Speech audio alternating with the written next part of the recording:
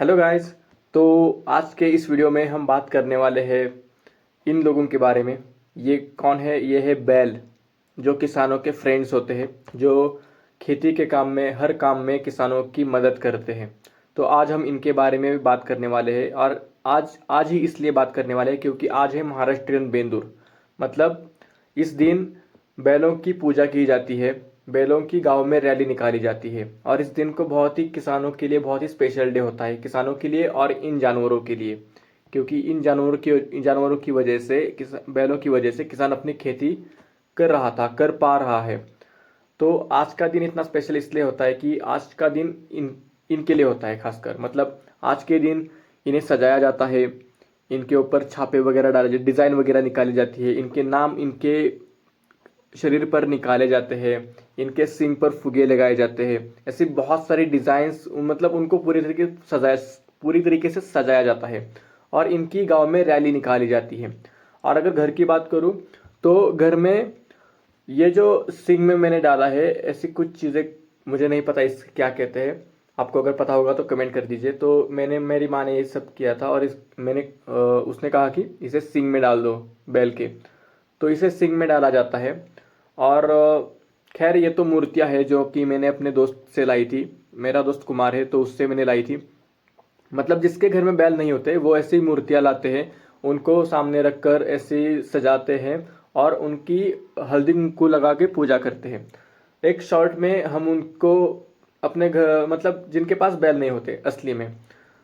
और फिर पूरनपोली का नैवेद्य, मतलब पूरनपोली की थाली बनाई जाती है घर में, उनको नैवेद्य दिखाया जाता है और नैवेद्य दिखाने के बाद उसे इंसान खाते हैं। मतलब पूरनपोली का जो ताट होता है, मतलब जो थाली होती है, ये बहुत ही स्पेशल है। हमारे यहाँ पर जो त्योहार होते हैं उसके दिन उसमें खासकर ये चीज़ बनाई जाती है। और फिर जो रियल बैल होते हैं, जो रियल वाले बैल होते हैं जिन किसानों के पास, वो लोग इन बैलों को सुबह सुबह नहलाते हैं। उनकी, मतलब क्या होता है, बारिश का सीजन स्टार्ट होने के बाद बैलों के काम स्टार्ट हो जाते हैं। और अभी जुलाई महीना स्टार्ट, मतलब काम खत्म होने के बाद बेंदुर का सीजन आ जाता है, मतलब बेंदुर का सन आ जाता है। मतलब काम खत्म होने के बाद एक इनका रेस्ट एक इनका त्योहार होता है जहाँ पर इन्हें रेस्ट दी जाती है, इन्हें रिस्पेक्ट दी जाती है, भगवान के सामने इनकी रैली निकाली जाती है। तो इस दिन जब किसान इनको पहले नहलाता है, इनकी पूजा करता है, इनको नैवेद्य देता है, फिर इनके ऊपर डिज़ाइन निकाली जाती है। इनके शरीर के ऊपर डिज़ाइन निकालने के बाद इनके सिंग वगैरह होते हैं, उनको शेप देकर ऐसे फुगे वगैरह लगाए जाते हैं। तो बलून्स वगैरह लगाने के बाद गांव में बहुत ही आनंद के साथ इनकी रैली निकाली जाती है। इनको लोग ऐसे गांव में लेके जाते हैं पूरी डिसिप्लिन के साथ। जो कुछ भी गांव में बैल होते हैं वो डिसिप्लिन के साथ एक बाय एक भगवान के सामने जाते हैं, लोग देखते हैं। बहुत फटाके वगैरह फोड़े जाते हैं, लोग कुछ जो गांव में होते हैं वो अपना नृत्य वगैरह करते हैं। बहुत आनंद के साथ ये त्यौहार मनाया जाता है। मतलब आज के, अगर मैं 10 साल पहले याद करूँ तो मैं जब छोटा था तब बहुत सारे बैल होते थे गांव में, क्योंकि उस टाइम पर ट्रैक्टर्स नहीं थे। और ट्रैक्टर्स ना होने के कारण, मतलब तब ट्रैक्टर्स, मतलब उस टाइम पर बहुत लोग बैल पालते थे, बहुत सारे लोग पालते थे। तो बहुत सारी खेती बैलों से ही होती थी।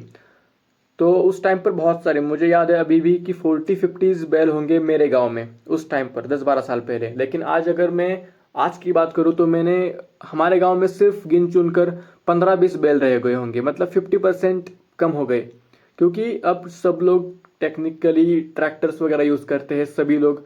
मतलब उसमें हम भी करते हैं।